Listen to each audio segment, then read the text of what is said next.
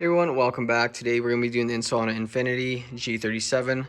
Unlike the previous video, the black Infiniti G37, this one's going to be just a little different. Going over this real fast. It's going to have the same setup, the Airlift Performance 3-piece system, 1/4 inch, side port 4-gallon tank, single compressor, with all the accessories. As I tear into it, I'll go over each thing for the install. But today, instead of the Airlift Performance suspension, we're going to be running the PSI setup. So complete rear and front for this vehicle. We'll go over more details as we do the front install and the rear. So if you're running the PSI, this video may be for you. If you are just still looking to bag your Infiniti G37, this will still be helpful. So management, suspension, and then the tools needed over here. Suggest using a flathead, 2 ratchets, a short extension, long extension for the rears, 2 17-inch or 17 size wrenches. Then for sockets, have a 12, 14, a longer 14, 17, 2 crescent wrenches, and then I'm going to use a good slack of 3/8 airlines for the method of getting the power and ground of the harness from the passenger side down here. These 2 connections up behind the dash through the firewall to make our connection for the power and the ground. So as I tear into this car, I'm going to do the front suspension. I'll go over again the removal of the current setup, the install of the new, and again a bit more details and options from what it looks like of what's provided with the fronts. So after that, we'll tear into the rears. Once the front and rear suspension is done, we'll go tear into the management and get the trunk setup taken care of. So last thing too over here, we have our connection for the manifold, the relay for the single compressor, power and ground for the compressor, and then a quick look over here on the driver's side that it's already ran, that USB connection that will connect to the controller, and then our single pink wire for the ignition. So I'll go ahead and get that suspension removed. We'll walk through the tools needed for it, the steps, and then the install. Okay, while tearing into the passenger front, I just wanted to stop, take a look at the tools that are used in their specific spots, and then just update size that was missing for the removal process. Starting from the top on the back side, the 12 will be used on this bolt to get this free. All these little connections, they're just like rubber little stoppers. You can just pull them straight out from the back and the front side of the strut. Working down a little bit at the pinch bolt right here, that's gonna be a size 17. That was pictured just before. And then the update is down here where this ratchet is. It's gonna be a 19, and I apologize for that. The 19 is gonna be needed for the back side of the fork while using that second ratchet over here with the 17. So while facing, you'll pull towards you, that side you'll push away. That'll break those both loose, so you can remove the nut and bolt from the bottom, freeing this fork. And then down here where we have 1 and 2, those 2 holes exposed, that's gonna be like the stopping bracket. This guy right here, those are gonna utilize that size 14. So remove these, take off this bracket, break this loose at the bottom, remove your pinch bolt, top little bracket that's locked in, all these extras. Once you have all that done, you could take off size 12. This bolt's, it's gonna be a nut, put 2 and 3. So those 3, once those are removed, that will free up this strut. Once I go ahead and do that, take this out, I'll get this the passenger side, the PSI setup. It doesn't look like they're side specific, but I do know with this installed, the direction that this faces, the top hat. sits in the same direction to where the PSI logo is going to be closer to the engine than the fender. And I would prefer that this bracket with the 90 be closer to the backside. That way there's no interference with any components, the tire, wheel, just any of that stuff. So if you're gonna run this setup, that's what I'm gonna recommend.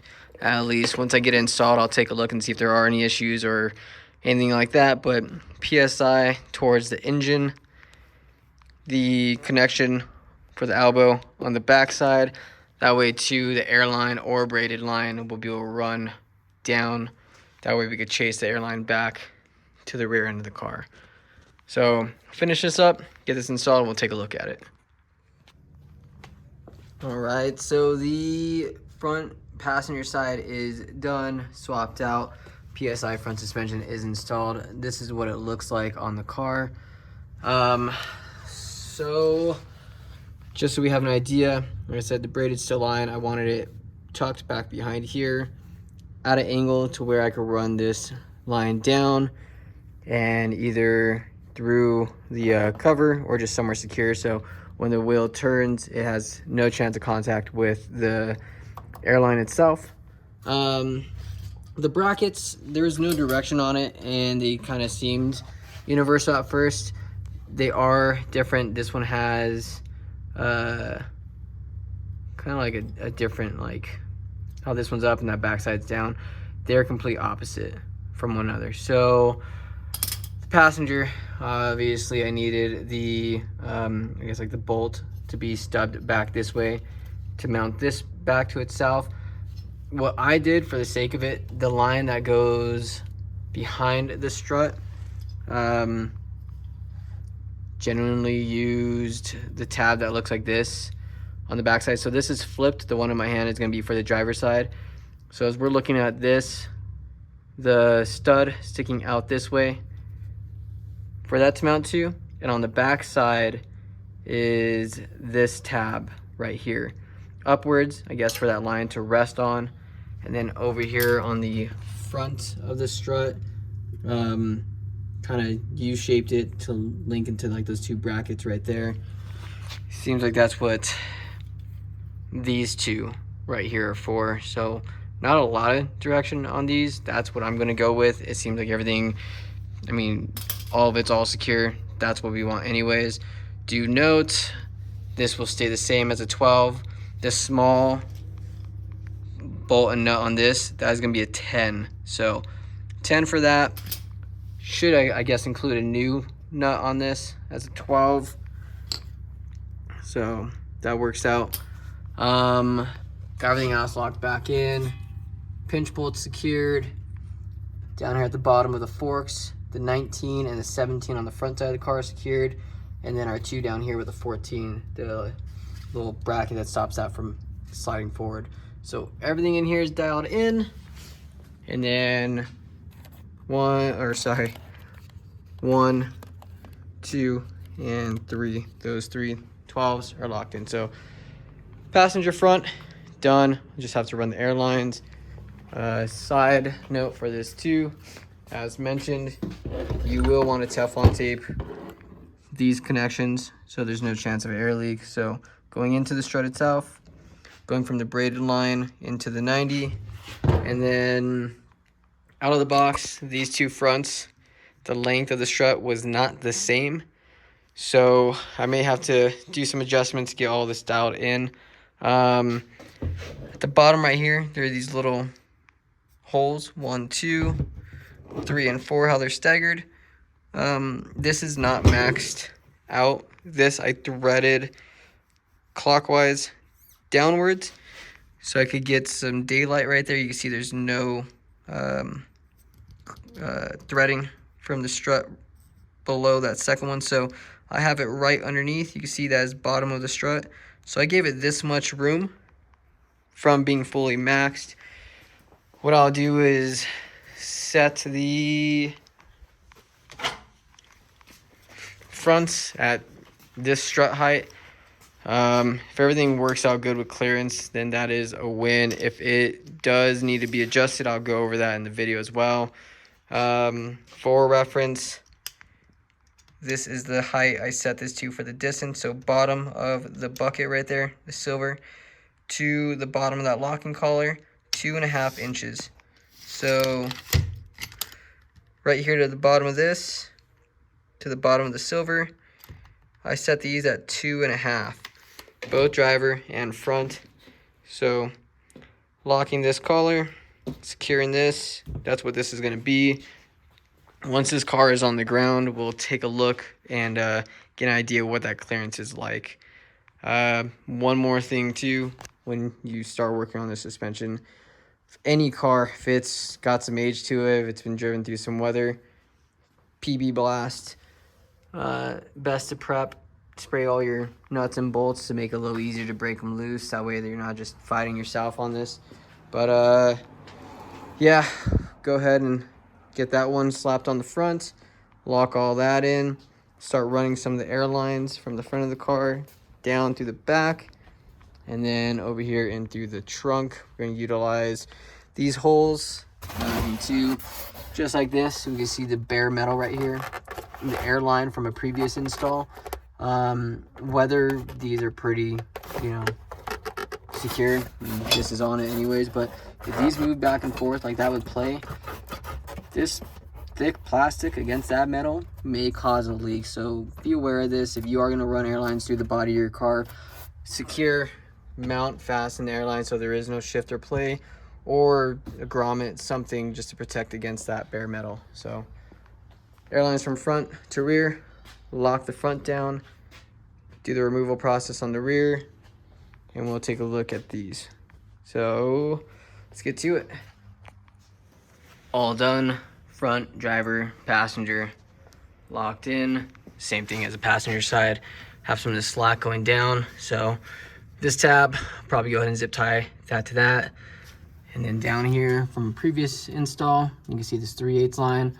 We'll go ahead and utilize that to mount this connection down here and then run the 1/4 inch airline chasing on back to the end of the car. So front is finished.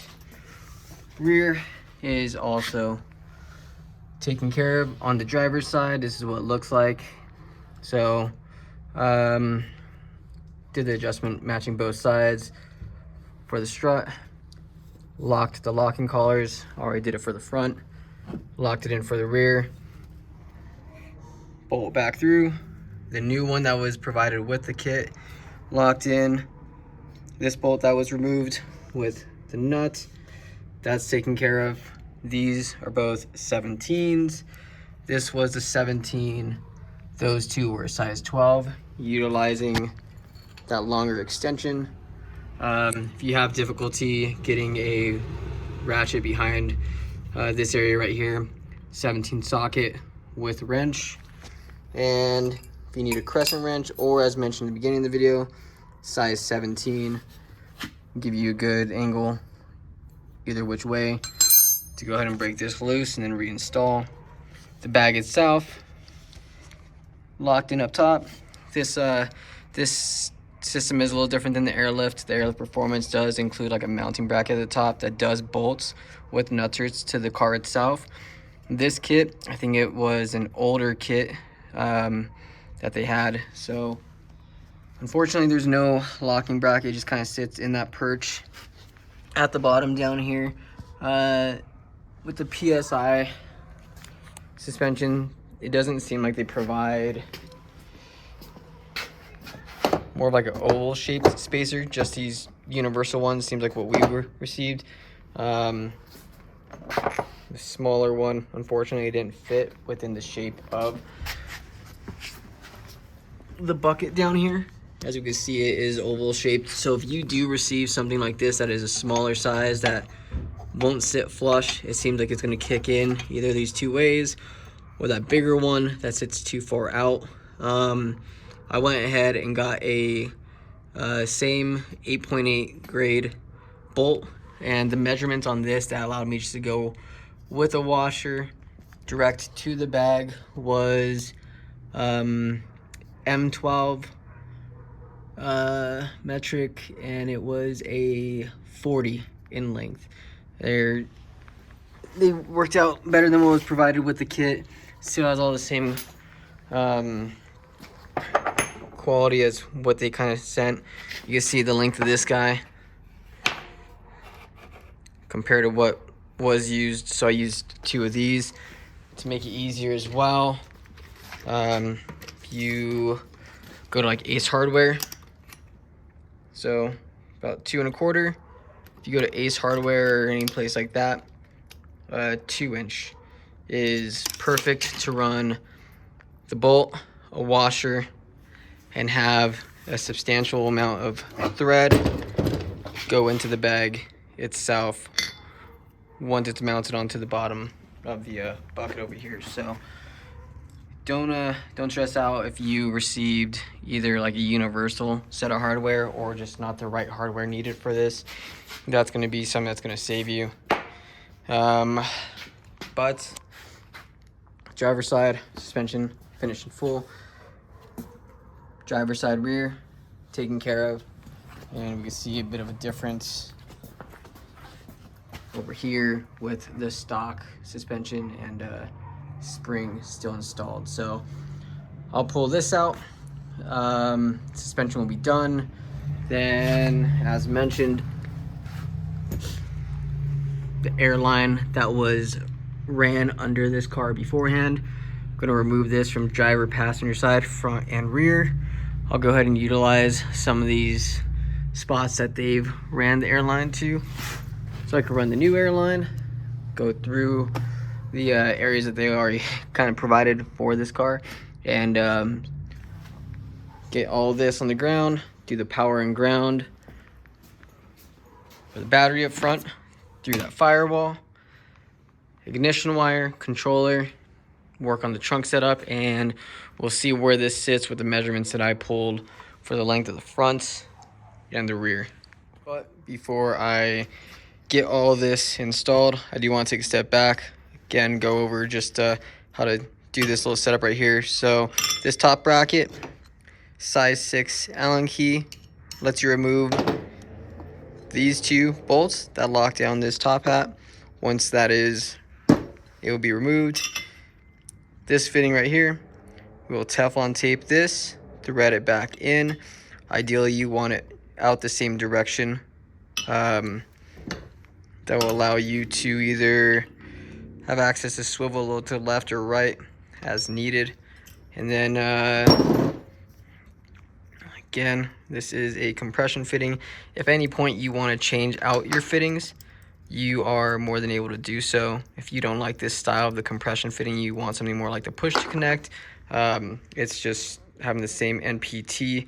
I think it's 1/8, but I'll have to double check on that. So compression fitting, this will just pop straight into the airline. You want a straight cut on your airline, that way it seats itself flat against that. And then pretty much it. With Teflon tape, you'll want to thread this back in, put this top hat back on, line up the holes, 2 bolts back in, not that, but Allen key, tighten those, and that's pretty much it, straightforward. With the PSI strut itself, make sure again that this length right here of thread showing, I usually run a tape measure from the top to either the bottom of the locking collar or the top of the locking collar.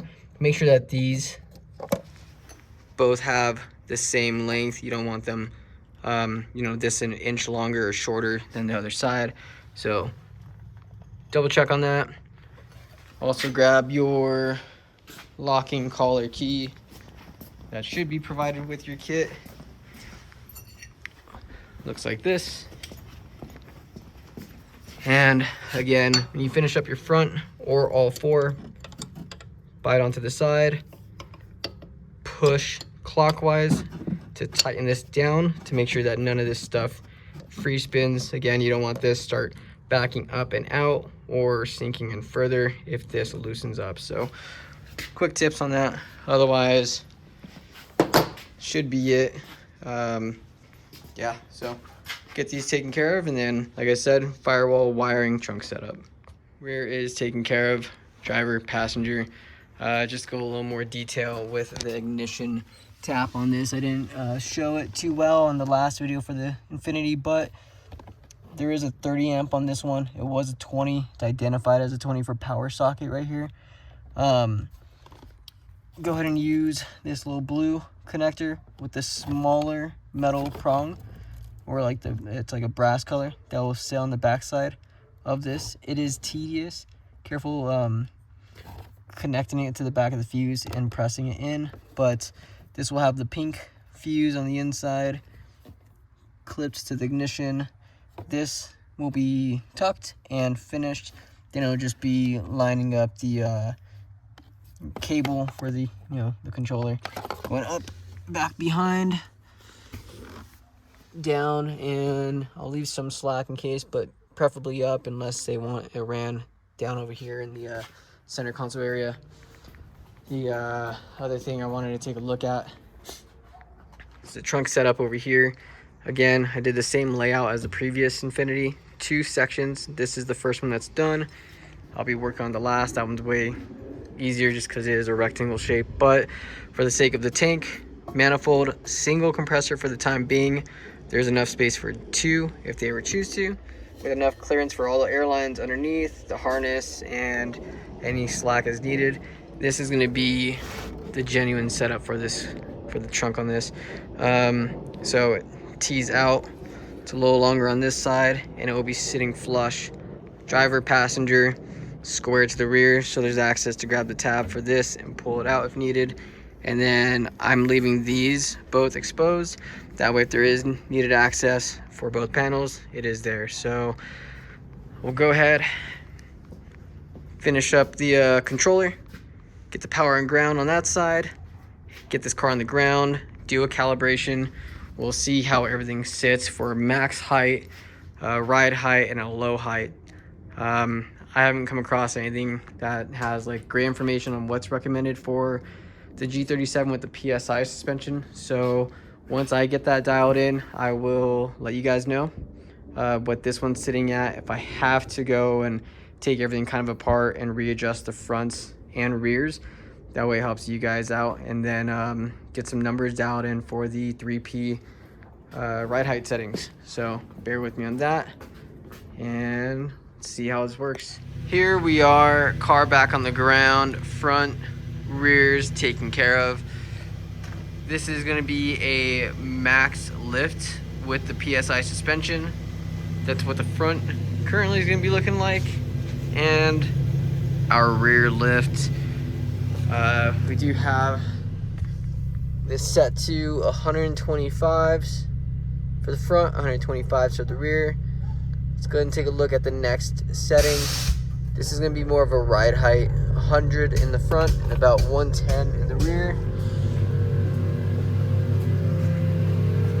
So it did bring it down a bit for the front,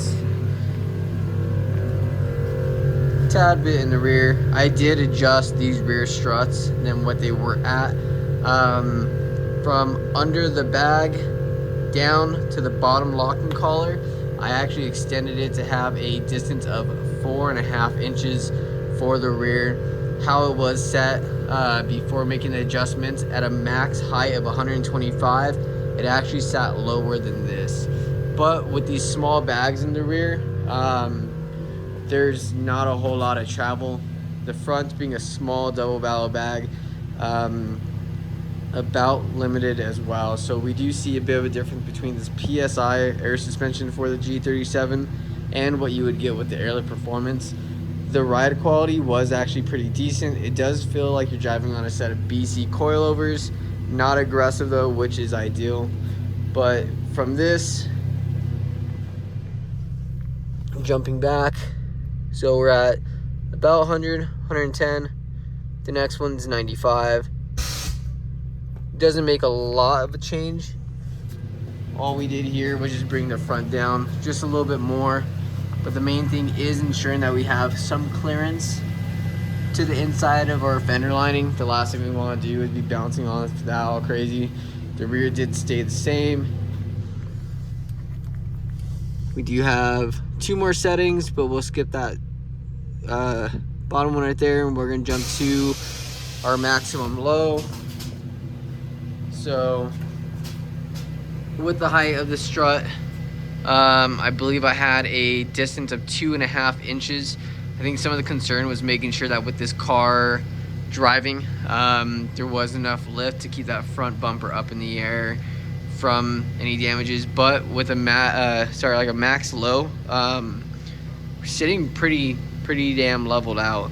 So that is what our front looks like.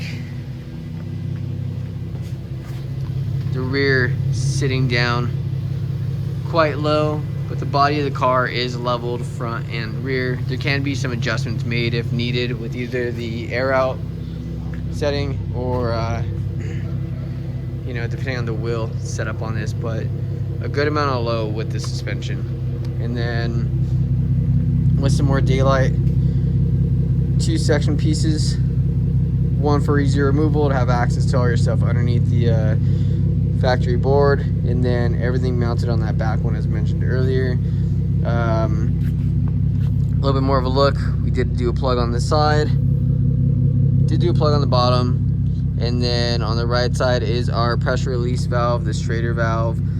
Above that we have a elbow fitting with air line that's running to our compressor, and then back on this side, elbow fitting to a straight to our water trap, which then feeds down airline into the manifold tucked behind. So all in all, looking pretty good. Again, the ride quality was pretty decent. It is something to expect to be a little different from the Airlift, but everything worked out pretty good. If you guys do have questions about the install, about this specific suspension for this car, I'm more than able to answer in the comments, and then let me know what you guys hope to see next or what else I could go into depth on for you guys. Till then, see ya.